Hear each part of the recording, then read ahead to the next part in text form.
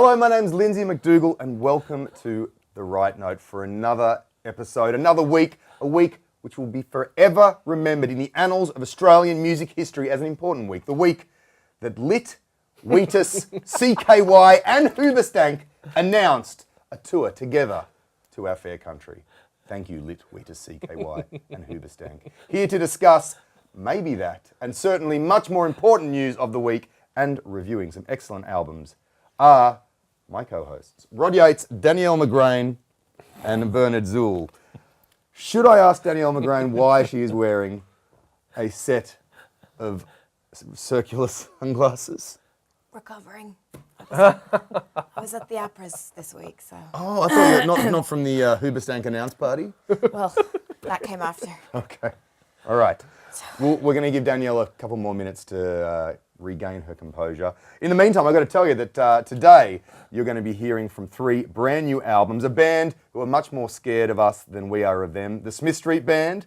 There's going to be some comedy, some pure comedy from Father John Misty, and you are getting 2 sets of roses, double roses, from Karen Elson. Also, in the studio to talk about his band getting back together after a few years not being together and re-releasing their debut album, Phil Jamieson from Grinspoon is going to be talking to you and playing live here on The Right Note, your guide to better listening.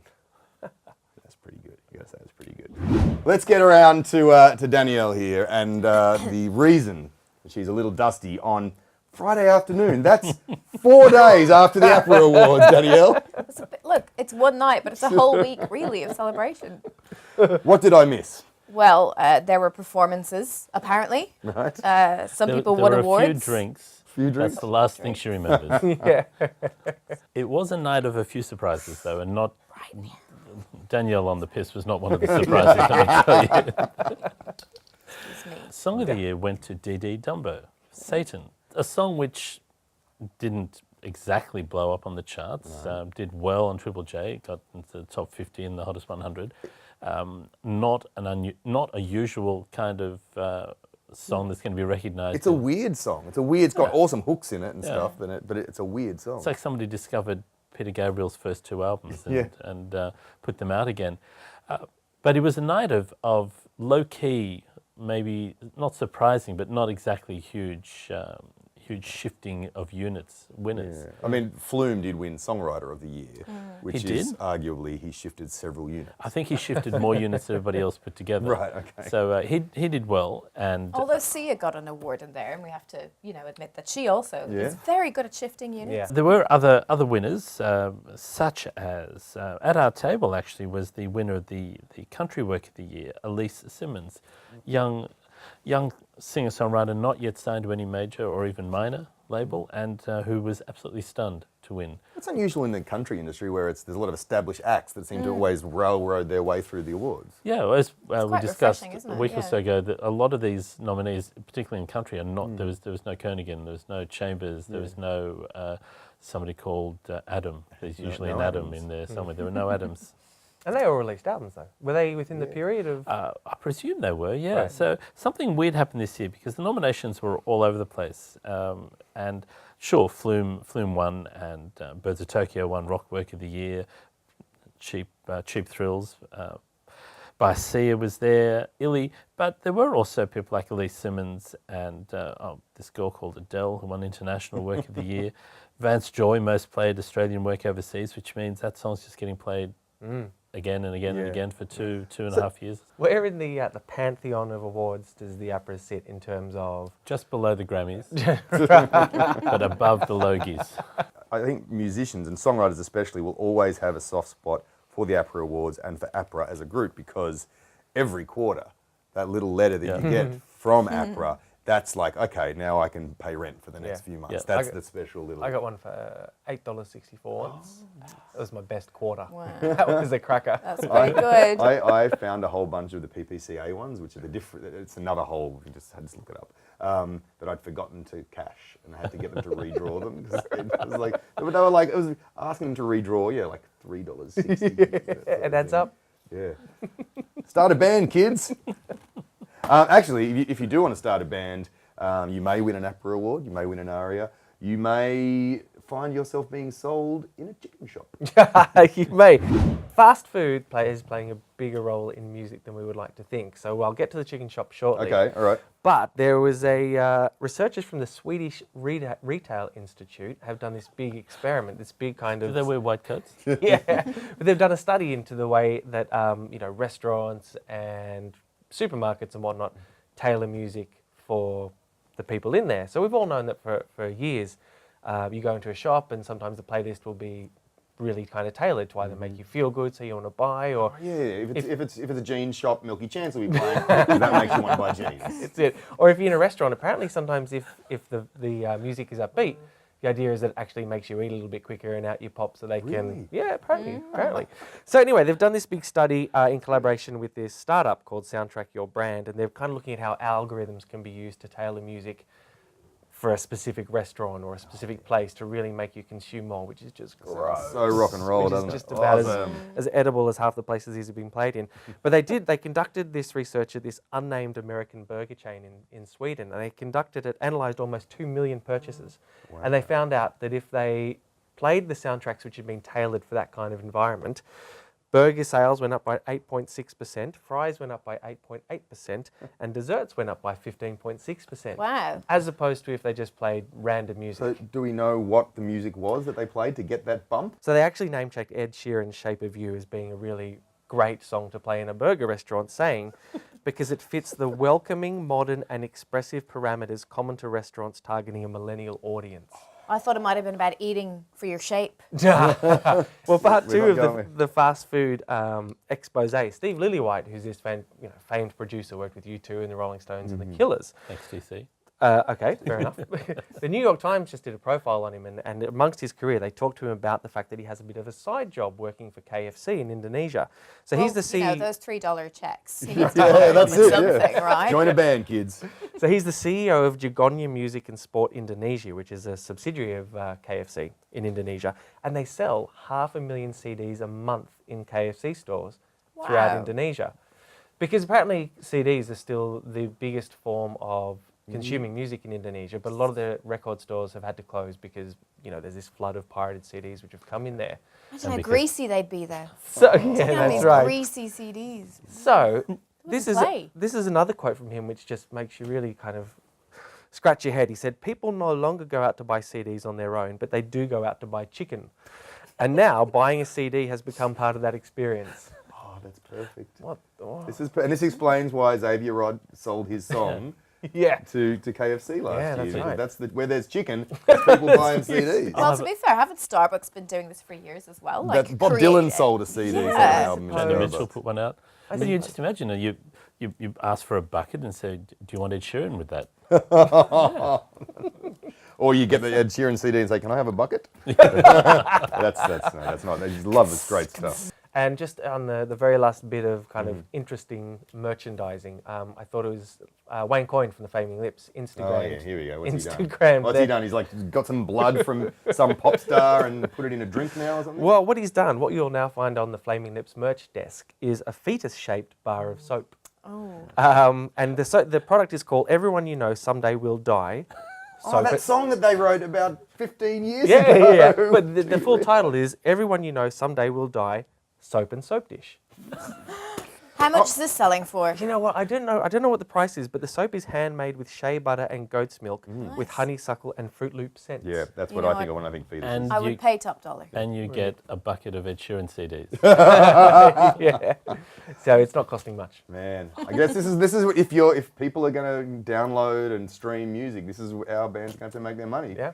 Is he trying to make a political statement though with a No, fetus? it's just Wayne. It's just weird Uncle Wayne again. I don't know. I'm intrigued. I'm I going to do investigate like the more. idea though of the soap soap degrades as you use it. So is it the fetus is dying? I don't know. essentially? I think it's a hint to their fans. I don't think I'm Wash. clean unless I've been like- featured. It's also April Fool's Week, so we might have to double check that Flaming Lips soap is actually a real thing. Or the lit CKY and Hoobastank tour is a real thing. You're probably late now, so we've been talking for a very long time. I'm sorry. Phil Jamieson is going to be playing before the end of the show. Big announcement that Grinspoon made this week, which you may have caught it. But right now, let's get in to the album reviews on the right note. I'm reviewing More Scared of You Than You Are of Me by the Smith Street Band. Wanna be alone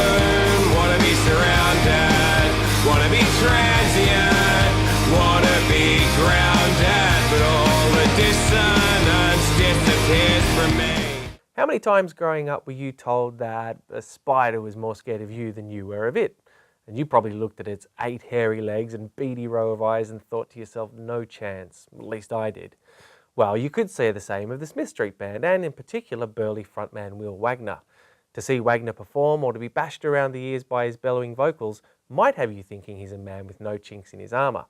And yet, if there's a recurring theme running through the band's 4th album, it's a very human vulnerability. Which isn't to say there's not plenty of punk rock defiance and strength throughout. Look at the song Passione, in which Wagner yells music industry professionals can go fuck themselves, but then in the same song he sings of having panic attacks on German TV. Indeed, Wagner's lyrics are the not-so-secret weapon in the Smith Street Band. The album was full of great, sweaty, powerful, uplifting melodic punk rock songs, each with a distinct and uniquely Australian flavour. But Wagner's stream of consciousness storytelling is one of the record's most endearing characteristics. Some may find his overly wordy delivery tiring, but his lyrics are the key to the emotional punch the record so frequently packs. When Wagner sings, "Things get better but they never get good" on Death to the Lads, you know he's coming from a very real, very human and honest place. And that's nothing to be scared of. So did this record scare anyone? Well, there's a lot of real raw emotion in there. I guess that could be scary for a lot of people, couldn't it? And you? Well, no, I wasn't scared, but I was impressed. More impressed than I expected. I liked the variety on the record. You know, it went for that real sort of raw emotional moments where, you know, it's just Will singing and very little else going on. And then they have seem to have a choir at some point. Yeah, they do. And then there was one song, I think it was called Death to the Lads, that there was this sort of weird epic 1980s guitar solo in there, and it sounded like something the Darkness would write now, or something like that. So I just thought it was really varied, but seemed to come from a really honest place, you know, with the sort of confessional lyrics and stuff. So I enjoyed it, really enjoyed it. That's good. Yeah, the choir is interesting. That choirs can come across a little bit mawkish or a little bit kind of really sort of... Especially in this sort of a recording as well, Right. raw recording. Where would the choir go in this sweat-stained studio? Exactly. I feel sorry for them. Yeah, but it didn't come across like that at all. It actually fit really, really nicely, I thought. Yeah.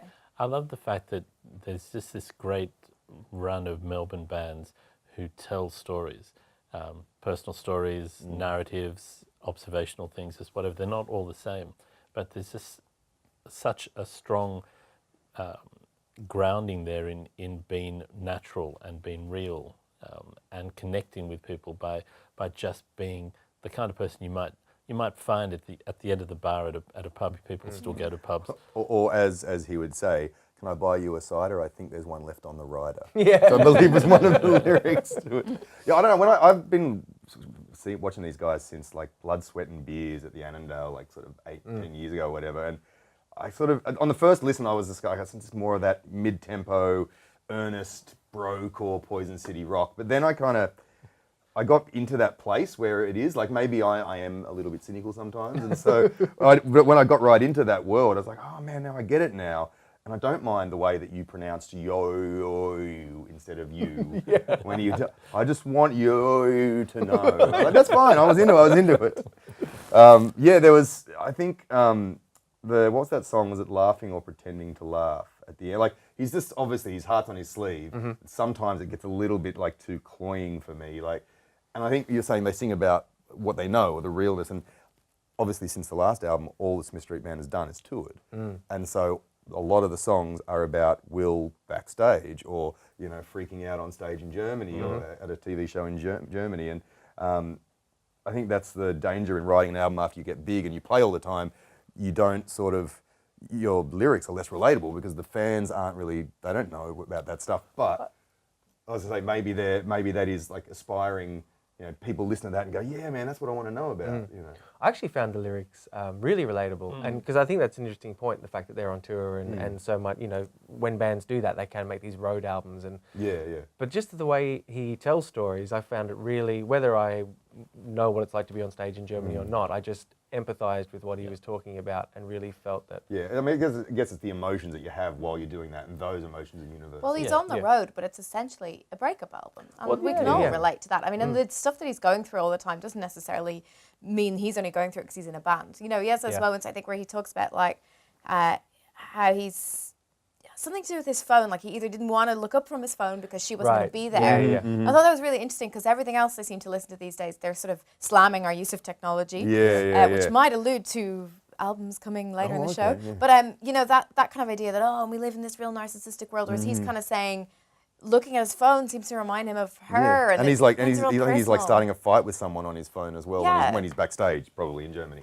Yeah. Depending on where it was written. So And the that's song cool. Birthday as well, when, you know, it sounds like it's about just meeting someone and working over in your head that this person's great and we're going to get married and we're going to have kids. We're going to name our son and our daughters. And then at the stuff. end of it, he's like, oh, hey, my name's Will. Like, I just thought Yeah. that's a really nice true. thing. And I think it's a great album, so I'm giving it 4 stars. I don't mean to put the pressure on. I don't mean to put the pressure on. I'll do anything. Well, tonight, if it's Friday night where you're watching this, Smith Street Band are playing a launch party at a tiny venue, the Second Story in Collingwood, and they're on tour from the end of May. And Will is playing a solo show at Beast Disc. Beast Dick, not Beast Dick. It's a very humorous spoonerism. Will is playing a solo show at Beat Disc Parramatta next Thursday as well. I'm reviewing Father John Misty's record, Pure Comedy. Comedy. Now that's what I call pure comedy.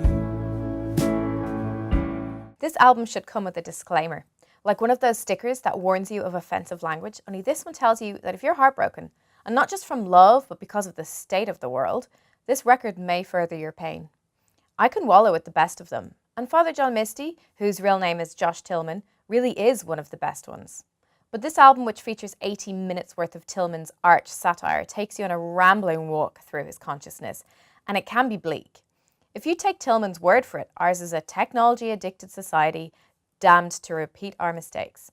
The centerpiece of the record is Tillman's 13-minute-long opus, Leaving LA, which took him 3 years to write, and in which he pulls punches at the music industry, at LA, and then himself. It's like my father said before he's croaked, "Son, you're killing me, and that's all, folks," he sings.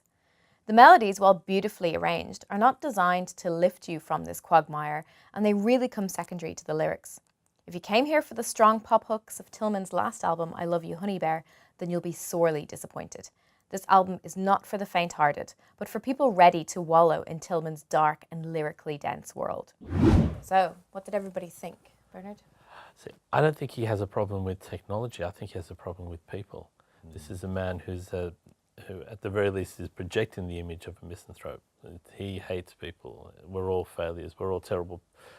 He's looking around and he can't see anybody that's worth coexisting with, and which is actually quite amusing often. And but the problem I have with this album is that melodically, he doesn't reward us to balance the bitterness of the lyrics, and too many of the songs are so similar melodically, structurally, that after the first couple of songs where there's a bit of zest, there's this feeling of a whole album of Elton John songs without Elton John's melodies, but with a really, really, really bitter and twisted Randy Newman instead of Bernie And that Taupin was really my main issue. writing the with- lyrics. That's my main issue, because I know he can write a good tune, you know, Yeah. and he's kind of showing off, isn't he, with the lyrics? It's like, hey, look at all my lyrics. Well, yeah, except he's not making. It's okay. Long meandering melodies of a song is fine, but every song goes the same way. I think I definitely heard the Elton John stuff, and it does bang on a lot. By the end of the album, I was kind of, sort of like, okay, it's still happening fine. But but I don't think I think the whole idea about hating the misanthropic hating people thing, it was framed in such a way that he wasn't blaming us. He was blaming the God that individual people believe in, whether the God made man or man made God. There was these lines, and I wrote them down. This place is savage and unjust. We crawled out of the darkness, endured your impatience. We're more than willing to adjust. And now you've got the gall to judge us. Yeah. Like, it was framed in this. It's not just he's been let down by the whole human race. It's God Well, he appears has a so hangover. often. Yeah. There's He has a references. hangover from religion. Well, though. yeah, that's So right. he There's a comes lot from of an a lot of God evangelical references. family. biblical this was references. this was a mouthwash after the Smith Street Band album, because which I like. But the cynic in me was getting straight to the veins. Yeah. I think the lyrics just took me into this great world, and I was, I was enthralled by it. Because it's not a background song, background album. There aren't tunes to just sort of float around in your head. It is actually, you need to pay attention to the lyrics in this album. Because he's such a fucking smart ass. Yeah, And there is that. But I don't think one of the things you guys mentioned yet is I think there's a lyrical superiority there. I saw an interview with him where he was talking about total entertainment forever when he talks about betting Taylor Swift and the Oculus Rift. And he was kind of saying, look, people are going to get bent out of shape, whatever, if they can't read between the lines and see that it's a comment on technology and the narcoleptic state it can send society, and then that's not my problem. And I do feel that when he writes lyrics, I'm not sure who he actually writes them for. I don't think he really cares either. Well, I don't actually think he's in a very good place, the artist himself, because everything I've been reading about him lately, he's admitting that he's sort of going back into substance abuse. He's taking a lot of cocaine. He's drinking mugs of tequila, this kind of stuff in interviews. Yeah, we've got an interview with him in the next issue, and it's 3:00 on a Monday afternoon, and he's just dropped LSD.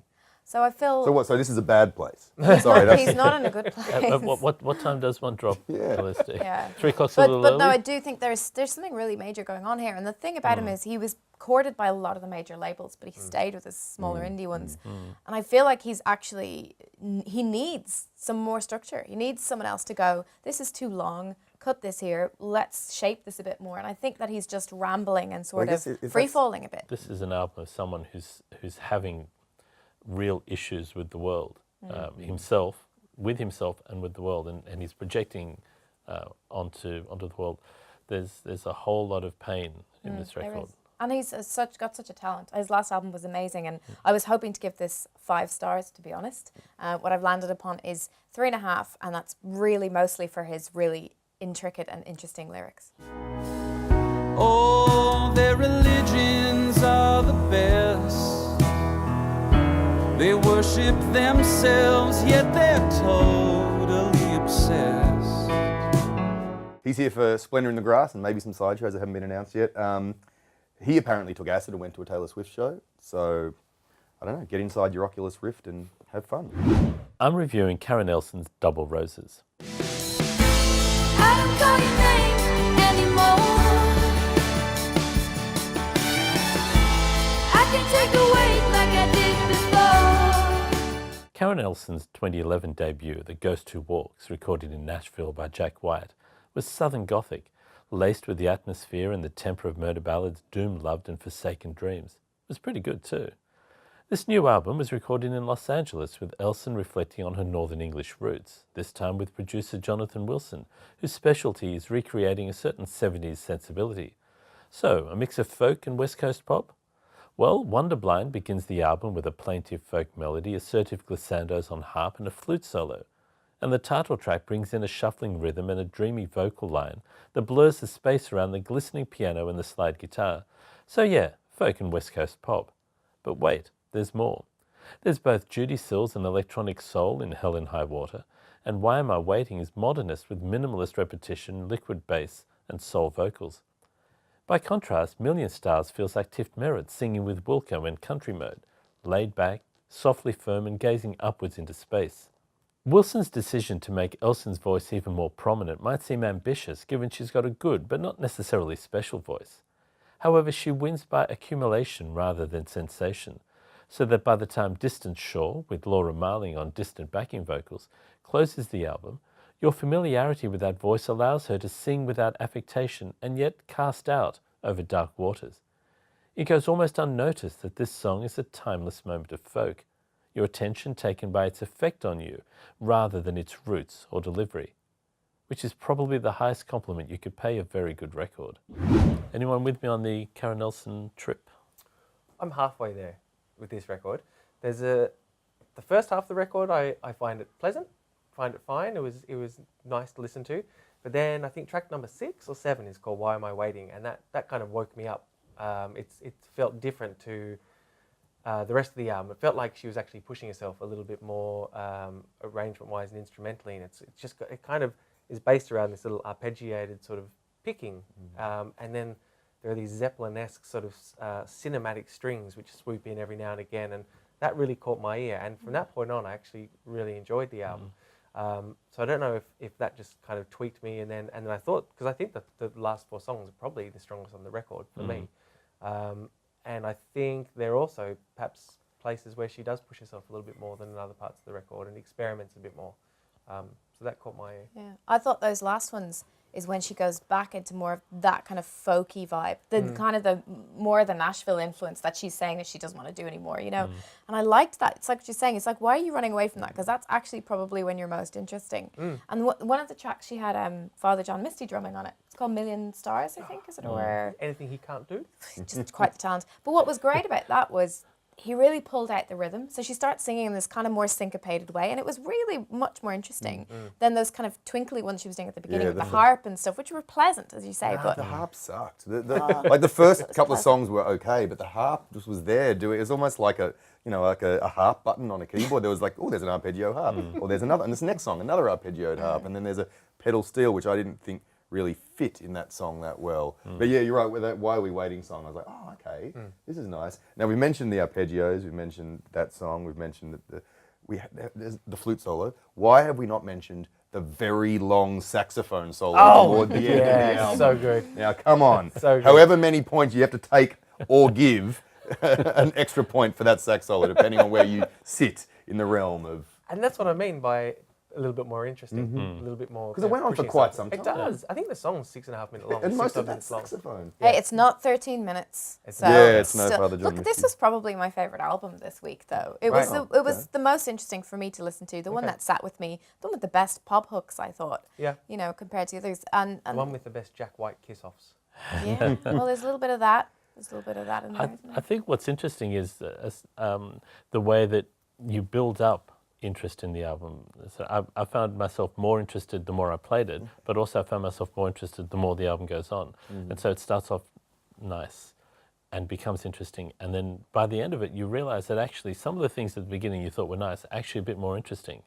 Whether they necessarily succeed or not is another thing, but some of the choices to make, to put some of those things in there that you wouldn't, I mean, the harp, for example, harp's such a dangerous instrument to use because it almost always sounds... And to lug around. They're heavy. Well, is that, yeah.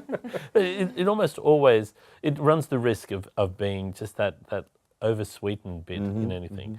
And unless... And she does have a sweet voice as well, doesn't Yeah. she? So that's the thing, you're not really balancing it And with she does, anything, but yeah. she also she doesn't have a very sweet voice or very strong voice or very anything voice. But by the end of the album, that voice is actually sounding like a really interesting voice without it necessarily having done anything special. I think that's the production and the production ideas that they've got, I think in the end make this album probably better than it is, make the songs better than they are, which is pretty impressive. I'm going to give it 3.5 stars. I don't call your name anymore. I can take the weight like I did before. And there's no Australian dates for Karen Elson at the moment, but she is playing at Third Man Records in Nashville, the studio owned by Jack White, which could be a little bit awkward, although apparently when they did get divorced, they had a giant party on their wedding anniversary to celebrate their divorce. So I think it's probably all sweet. Rock and roll. Now, another divorce that has reunited was the band Grinspoon, who went on indefinite hiatus in about 2013. Yeah. And just this week announced they're getting back together for the 20th anniversary of their very first debut album, The Guide to Better Living, A Guide to Better Living. Phil Jamieson is going to play you a song which you may recognise and then have a little bit of a chat.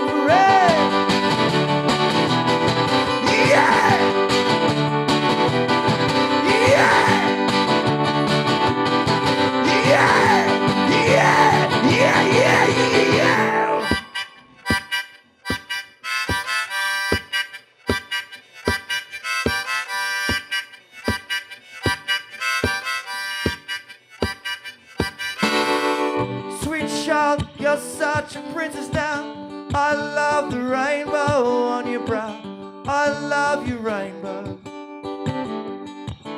Oh no, it's winter. Winter. Living in another space. Mistake. Thanks, summer rain.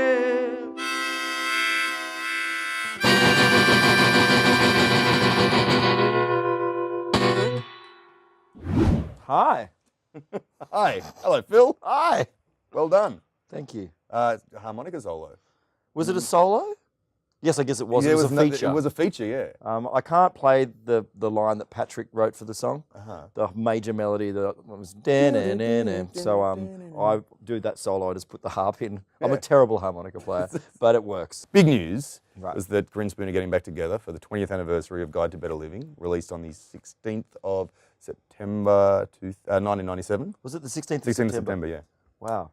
Yes, we are. We are going back on tour, and we're re-releasing the CD, which is deluxe, and it's got Yes. a lovely booklet, and for the first time ever on vinyl as well. And then we're touring it, and we're playing it from start to finish. Yeah, right. When was, because you guys got back together to do those Cold Chisel We did shows. about 6 Cold Chisel shows in, I forget, 2015. 2015, I think maybe? it was, yeah. End of 2015. Yeah. And we did 6 shows, and it was great. It was an honour to be asked to support them, but we were down to like 30-minute sets and going at about 7 p.m. at night. And it was So your first shows in like 3 years and they were just 30-minute sets. Yeah, it was and, tricky. Yeah. And it was like, cultures were great, and the crowds were really great. It was just, I don't know, didn't feel like the right ending. Yeah, you weren't satisfied. Right, yeah. And a lot of people, because we broke up in 2013, we went on a long-term indefinite hiatus. To paraphrase Silverchair or whatever. or whatever. It was kind of really sudden. Right. So a lot of people that I've met that had never had closure is one of the words. They Yeah. needed the proper closure. And I don't know whether this gives it, but we're really excited about playing these songs. Yeah. And do you remember, like this 20 years ago this year, do you remember recording the songs? Yeah, it's ingrained in my memory. We were in Rocking Horse in the hinterland of Byron Bay in February '97, and we were staying at the studio, which we felt quite salubrious about. Because you were only living down the road at the time. I was living down the road, but you'd watch those. I remember watching Funky Monks, for example. Those The Red Hot Chili and they Peppers were album. in their mansion, and I'm like, wow, getting tattoos and stuff. So it felt very rock and roll to stay in the studio and record. We could record at 4 in the morning, which we did.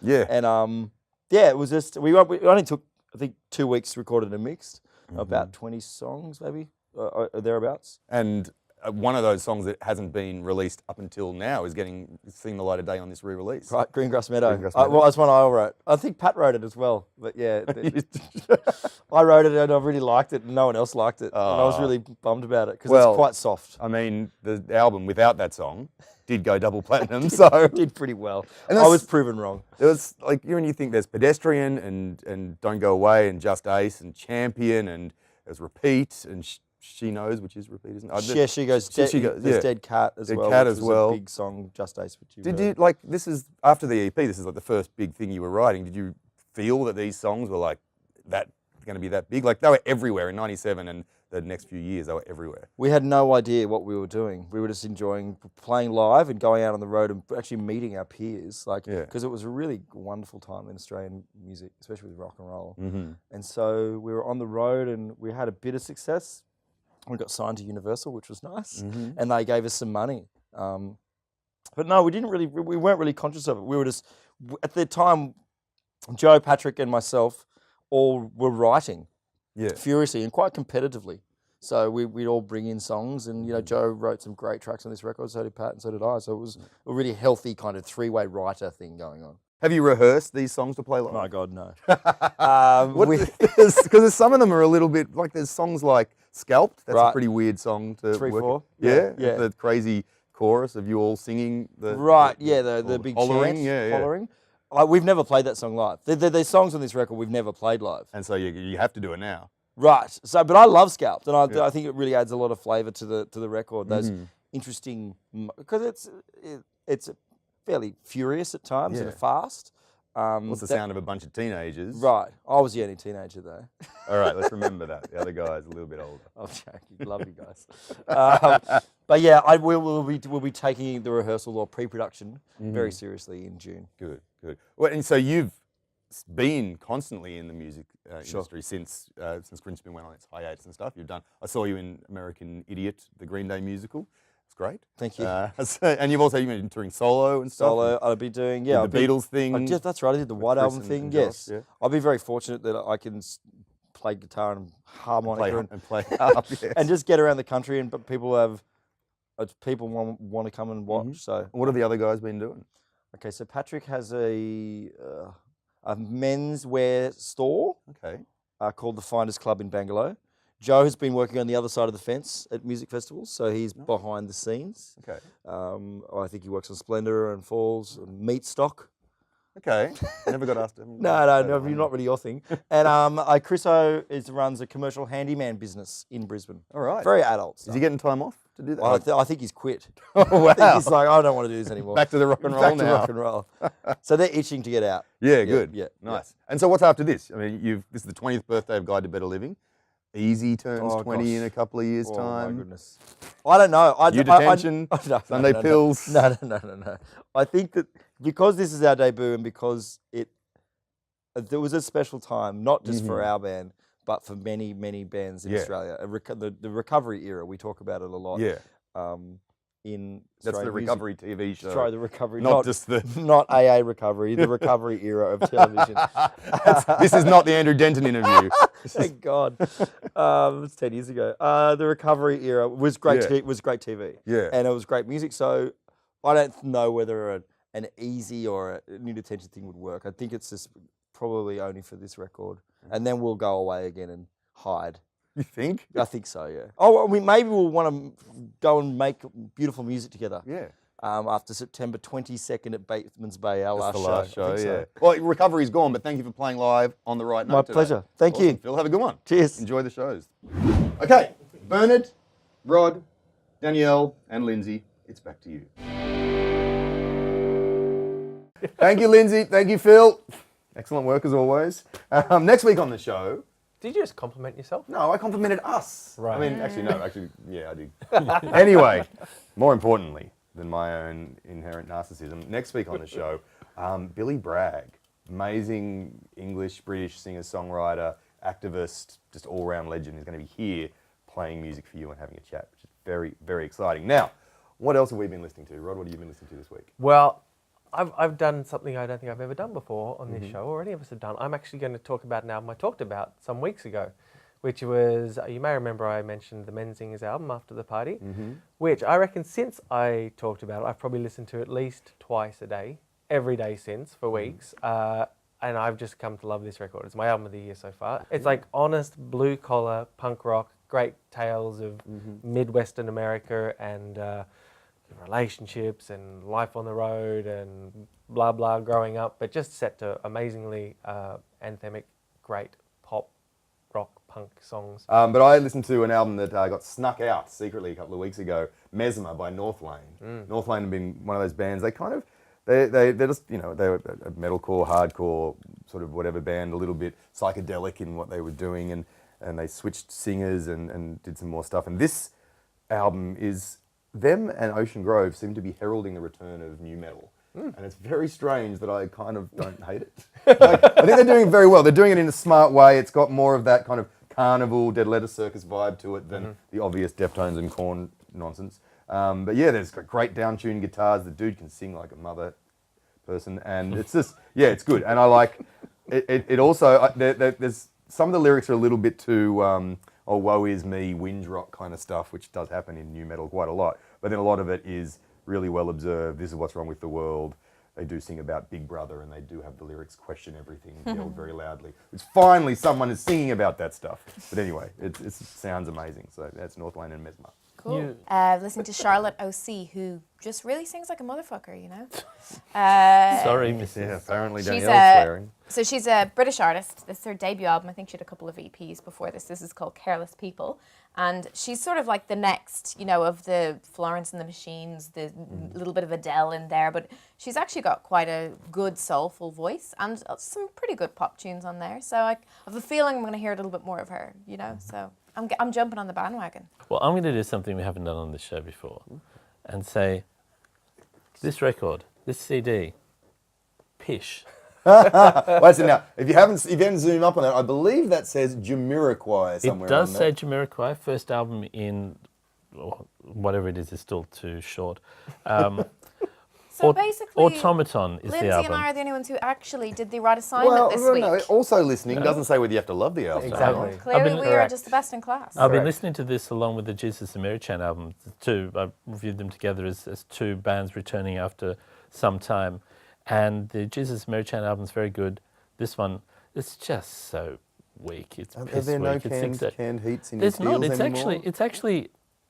If he had something special like that, and you could forgive him the rest because those songs are okay. But this is just average, mild funk, as if this is the kind of funk that you would get at a Queensland resort, or maybe actually no. In the lobby. It's not even as good as ones you might find in, say, somewhere in Bangkok where you'd have a Filipino band who do fantastic covers, doing some kind of high bass up here funk. This is just so weak.